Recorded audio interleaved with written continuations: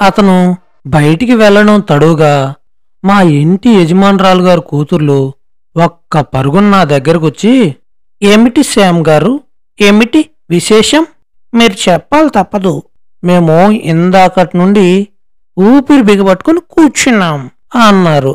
సరే అయితే కూర్చోండి అని ఖర్చుకాగా ఉన్న కేక్లు బిస్కెట్లు నేను తయారు చేసిన వంటకం ముందు పెట్టి మొహమాట పడకుండా తీసుకోమని చెప్పి హెచ్చరించి, అప్పుడు సావకాశంగా మా దేశ ఆచారాలు, ప్రకృతి సహజమైన స్త్రీలో ఈ పరిణామానికి మా వాళ్ళు చేసే హడావిడి అంతా వివరంగా చెప్పి వారిని ఆశ్చర్యచకితుల్ని చేశాను. వాళ్ళు ఇదంతా విని నవ్వుకుంటూ అక్కడి నుండి వెళ్లారు.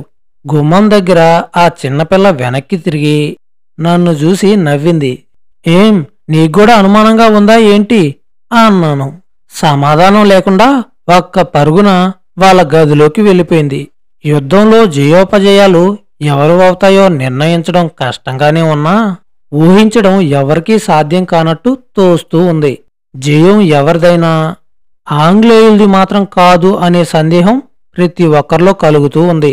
యుద్ధరంగాల్లో అనొక చోట్ల అనేక విపరీత పరిణామాలు ఆంగ్లేయులు ఎదుర్కోవాల్సి వచ్చింది. టర్కీ ప్రాంతాల్లో మొదట స్కాట్లాండ్లో ఆనాడు జరిగిన నౌకాభంగం కంటే ఘోర పరాజయం మళ్లీ అనుభవించవలసి వచ్చింది.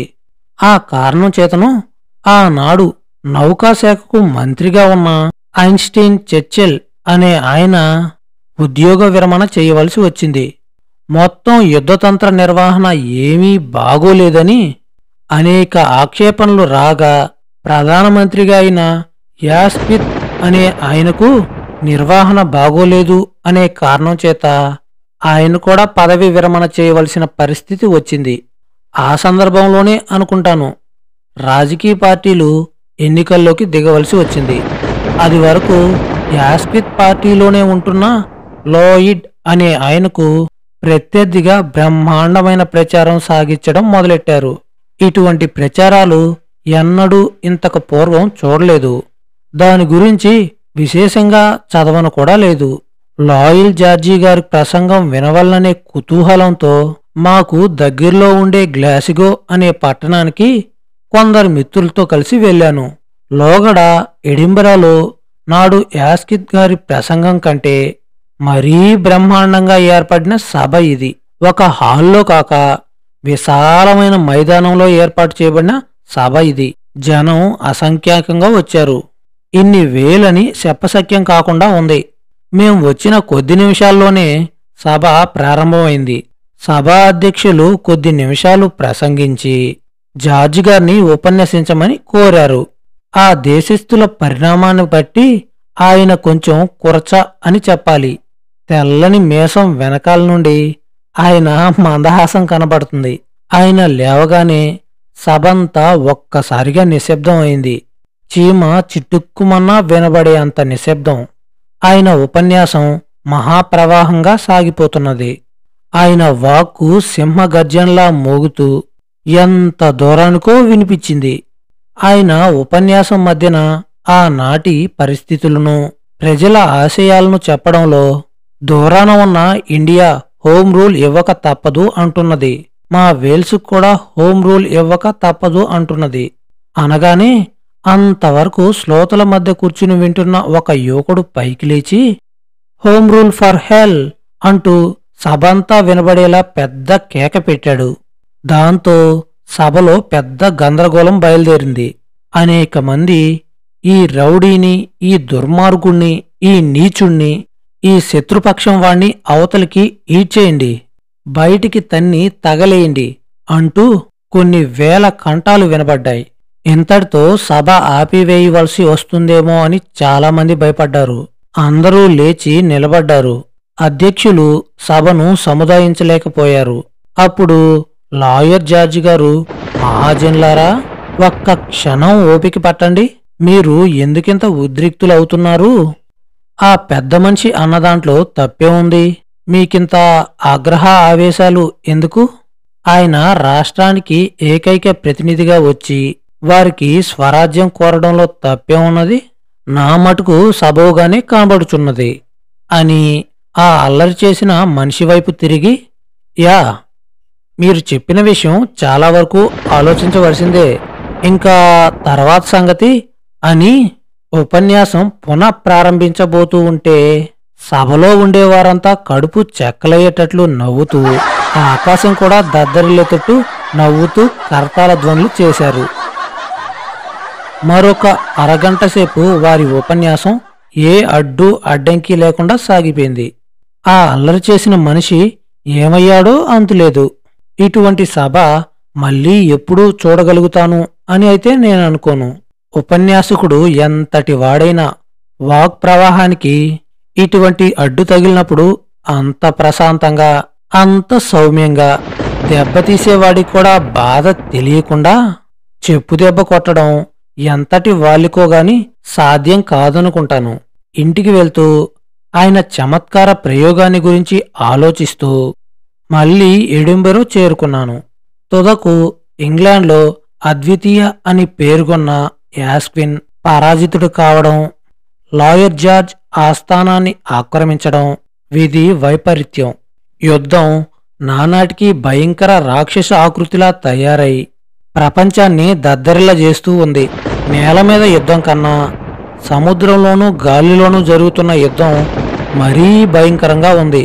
ఏనాడు పగులు వీధిలోకి వెళ్లిన వారు మరునాడు ఉదయాన్నే లేచి బయటికి వస్తారో, లేకపోతే దీర్ఘ నిద్రలోనే పక్కలోనే ఉండిపోతారో చెప్పడం కష్టంగా ఉంది.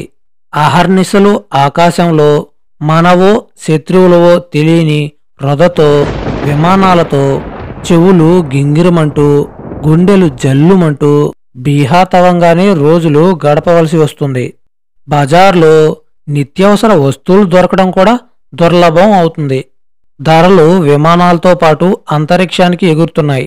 తెల్లవారి పత్రికలు తెరిచేసరికి జర్మనులు కొన్ని వందల గ్రామాలు ఆక్రమించుకున్నారనో, కొన్ని ఊళ్ళు విధ్వంసం చేశారనో, ఎక్కడో దూరతీరాల్లో తమ జలాంతర్గాములతో కొన్ని ఓడలను ముంచివేశారు అనో, విమానాల నుండి కొన్ని పట్టణముల మీద కొన్ని వందల బాంబులు పడేశారనో, కొన్ని వేల మంది సైనికులు, నావికులు, సామాన్య పౌరులు నిహతులయ్యారనో వార్తలు తప్ప మరేమీ కనబడేవి కాదు. ఎప్పుడు పిరంగుల మోతో, బాంబుల దాడో తప్ప మరొకటి వినబడడం లేదంటే అతిశయోక్తి కాదు. ప్రతినిత్యం, ప్రతి క్షణం ప్రాణాలు అరిచేతిలో పెట్టుకుని భీతాహతులై ప్రజలు కాలం గడుపుకోవడం చాలా ఆశ్చర్యంగా ఉంది. ఇటువంటి దుర్భర భయంకర భీతాహత స్థితి అనూహ్యం. ఇదివరకెప్పుడు ప్రపంచమంతా ఏకకాలమందు ఇటువంటి అనుభవం వచ్చిందని విని కూడా ఎరగం.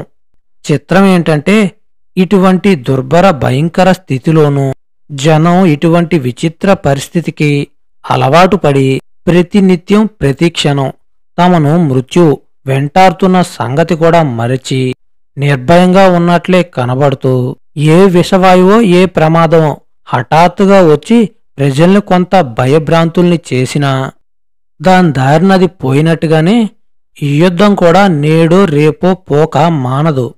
అంతిమ విజయం మనం సాధించకపోము అనే నిశ్చయంతో ఎవరికి వారు ధైర్యం చెప్పుకున్నట్టు కాలక్షేపం చేసుకోవడం చూస్తే చాలా ఆశ్చర్యంగా ఉంది. ఎవరికి మటుకు వారు వారి దైనందిన కార్యక్రమం మార్పు లేకుండా సాధ్యమైనంతలోనే జరుపుకుంటూనే ఉన్నారు. అన్నీ మామూలుగానే జరుగుతున్నాయి. ఎటొచ్చి శత్రు సంహారానికి దోహదం చేయగలిగినవి, ప్రజలకు మనోధైర్యం కలిగించేవి, యువకులను యుద్ధంకు పురుగొల్పేవి ఈ సంబంధమైన నాటకములను, పాటలను ఎక్కువగా ప్రదర్శించబడ్డం గమనించవలసిన విషయం. దేశాభిమానాన్ని పురుగొల్పే ఈ నాటకాలు ఎన్ని రకాలుగా బయలుదేరేవో లెక్కలేదు. ఇక మామూలు కార్యక్రమం ప్రకారం సాయంకాలం తమ దైవిక కార్యక్రమాలు పూర్తి కాగానే యువతీ యువకులు ఎంత చీకటిగా ఉన్నా, వీధులలో దీపాలు లేకున్నా వ్యాహ్యాలకు వెళ్లడం మానుకోలేదు. ఈ చీకట్లో అట్టే దూరం వెళ్లకుండానే ఎక్కడికక్కడే ఆలింగన చుమ్మనాదులు జరుగుతూ ఉండేవి. ఒక రాత్రి సుమారు 7 గంటలప్పుడు జనమంతా రోడ్లంతా తిరుగుతూ కులాసాగా కబుర్లు చెప్పుకుంటూ, నవ్వుకుంటూ, ప్రేమికులు ఆలింగనం చేసుకుంటూ ముద్దు పెట్టుకునే సమయంలో శత్రు విమానాలు వచ్చే సూచనగా భయంకరంగా సైరన్ వినబడ్డది. రోడ్డులోని జనం తొందరగా గృహోన్ముఖులయ్యారు. ప్రేమికులు భయభ్రాంతులై ఆలింగనములు వీడలేక ఉత్తర క్షణంలో ఏమవుతామో తెలియక మరీ భయంతో దగ్గరగా చేరిపోతున్నారు.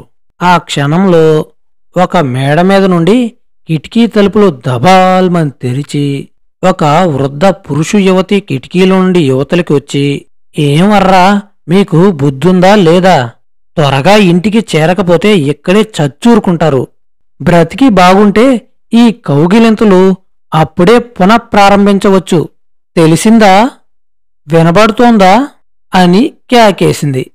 ఆ కిటికీ సమీపంలోనే తన ప్రియురాల్ని కౌగిలించుకున్న ప్రేమికుడు కౌగిలి పట్టు వీడకుండానే పైకి చూసి, మా అమ్మగారు, దయచేసి మీ తలకాయ లోపలికి లాక్కోండి, లేకపోతే మీ ఆయన బట్టతల మీద పడుతూ ఉన్న చంద్రకిరణాలు పరావర్తనై శత్రు విమానాలకు మార్గదర్శకం కాగలదు అన్నాడు. దారిన పోతున్నవారు, సమీపంలో ఉన్నవాళ్ళు ఒకటే నవ్వు. ఆవిడ భర్తకు విపరీతమైన కోపం వచ్చి, నేను వస్తున్నా, ఉండండి, మీ తెగులు కుదురుస్తాను, కావరం ఎక్కి అని తల లోపలికి తీసుకొని గబీమని కిటికీ మూశాడు. ఇక ఆ తర్వాతేమైంది అనేది మనం తర్వాత ఎపిసోడ్లో తెలుసుకుందాం.